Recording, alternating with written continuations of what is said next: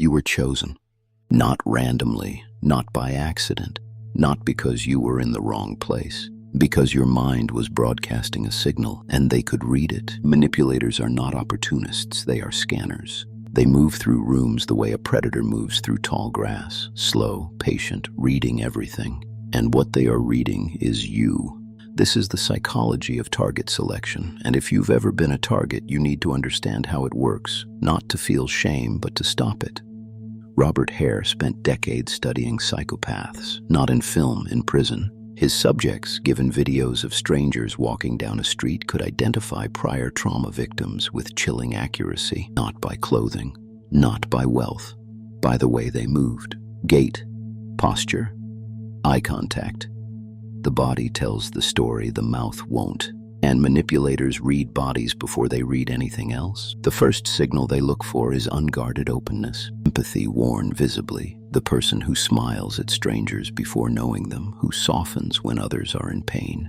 This is not weakness, but to a predator, it is information. It tells them this person prioritizes others' comfort over their own protection. That information is a door. The second signal is high agreeableness, the compulsive need to smooth conflict, to not be the difficult one, to keep the peace even at personal cost. You felt it, the pull to say yes when your body screamed no. Manipulators test this, early, deliberately. A small, unreasonable request, a mild boundary push, a moment of subtle disrespect to see if you'll name it. If you don't, if you let it pass, smile through it, explain it away. They have their answer. You're soft enough, the work can begin. The third signal is visible longing, for connection, for approval, for being seen. Loneliness is one of the most legible things a human face can carry, and the skilled manipulator is an expert at offering exactly what that face is asking for. They will make you feel seen in a way no one ever has. That feeling is the trap. Carl Jung called the parts of yourself you cannot name the shadow. The needs you don't acknowledge, the wounds you haven't named, the hunger you've covered with, "I'm fine."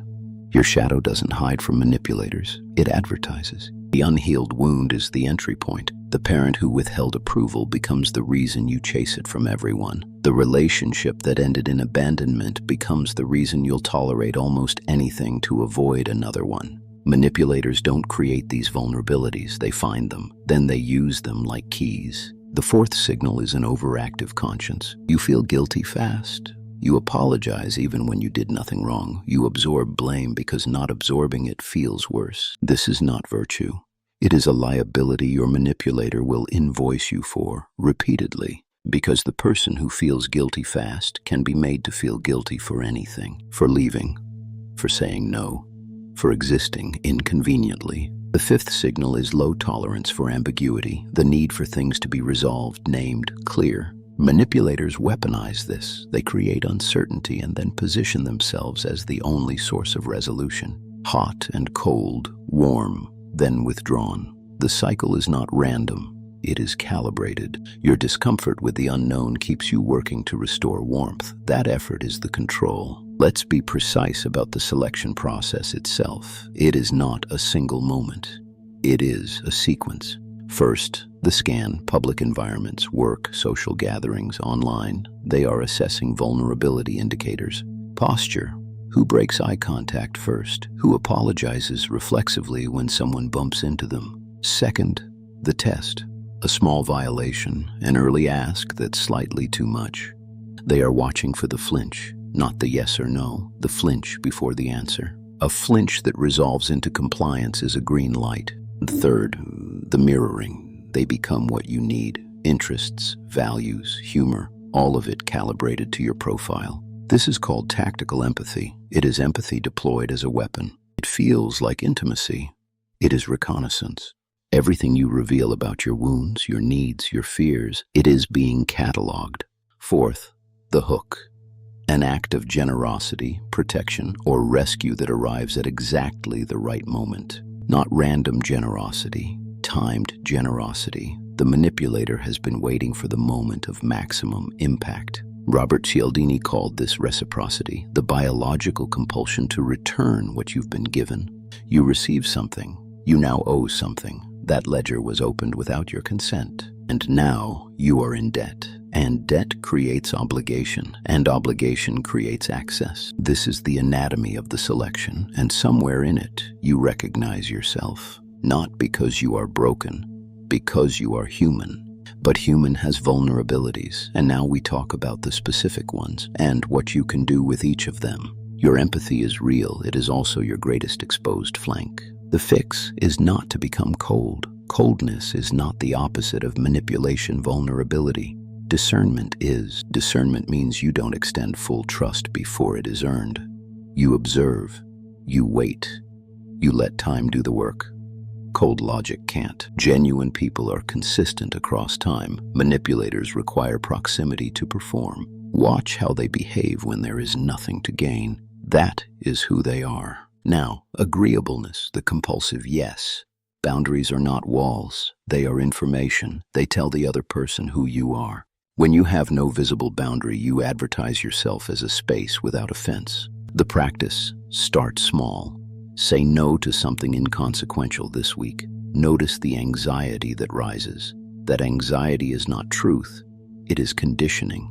The anxiety that comes with a fair no is the old program running. You can observe it without obeying it. The longing for connection, the third signal. This one is the most exploited and the hardest to defend. Because the need for connection is not pathological. It is the core of what it is to be human, and there is no version of defending yourself that means not needing people. The defense here is sourcing. Where is the connection coming from? If your primary need for connection is met by one person who controls your access to it, you are captive. Diversify the sources. Deepen existing relationships outside the manipulative one. Rebuild connections the manipulator can't control or interrupt. A manipulator's greatest fear is a target with a full social world they didn't curate. The overactive conscience. The fourth signal. This one has a name in psychology: scrupulosity.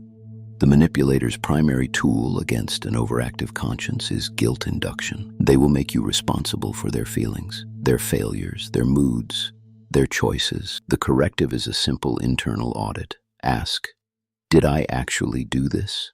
Or am I taking responsibility for something that was never mine? Guilt is a signal, not a verdict. It tells you to look. It does not tell you you're guilty. When you investigate and find you did nothing wrong, you are allowed to set the guilt down. That is not callousness, it is accuracy. Now the hardest part, the tolerance for ambiguity, or rather the lack of it. Manipulators manufacture fog, confusion, contradiction, mixed signals. These are deliberate. If you need clarity to feel safe, you will keep reaching toward the person generating the confusion for resolution, which gives them everything. The practice: learn to sit in ambiguity. Not comfortably. It won't be comfortable, but deliberately. When the signal is unclear, make no move, take no action, say nothing irreversible, wait. Clarity always arrives if you stop running toward a substitute for it. Now the deeper layer. Because knowing the signals is not enough if you don't know what radiates them. The signals come from your unexamined interior, the beliefs that run below the level of thought. Beliefs like, I must earn love. I am too much. My needs are a burden. I am responsible for everyone else's emotional state. These beliefs were written into you before you could evaluate them. They were handed to you by people who didn't know they were handing you a vulnerability. And now you carry them, and they shape the signals you emit. And manipulators pick those signals out of a crowd. The work is not to suppress the signals. It is to examine the beliefs that generate them.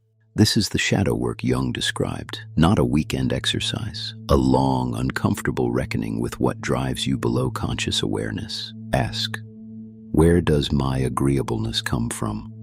Who did I learn it was unsafe to disappoint? Ask, where does the hunger to be seen come from? What would it mean about me if I wasn't? These are not pleasant questions, but they are precisely the questions your manipulator has already answered on your behalf and is using those answers against you. Better to answer them yourself. First, there is a concept in social psychology called the illegibility principle. What a predator cannot read, they cannot exploit. Going illegible is not the same as going cold. It means you stop broadcasting your wounds as invitations. You can be warm without being transparent. You can be generous without being indebted. You can care without handing over the controls. And here is the part that changes everything. The manipulator needs you more than you need them. They always have. A predator with no prey is not powerful. It is simply hungry. The manipulator's control is borrowed from you. When you stop lending it, it disappears. This is not revenge. Revenge keeps you tethered. This is divestment. The summary, because it is worth making exact. Manipulators scan for empathy worn as exposure, agreeableness as an inability to refuse, longing for connection as a lever, guilt as a tool, and confusion intolerance as a chain. Each of these becomes a defense when examined. Empathy becomes discernment. Agreeableness becomes chosen generosity. Longing becomes curated connection. Guilt becomes accurate attribution. Confusion intolerance becomes the discipline of waiting. You were chosen because of what you carry. Now you know what that is, which means it is no longer their advantage.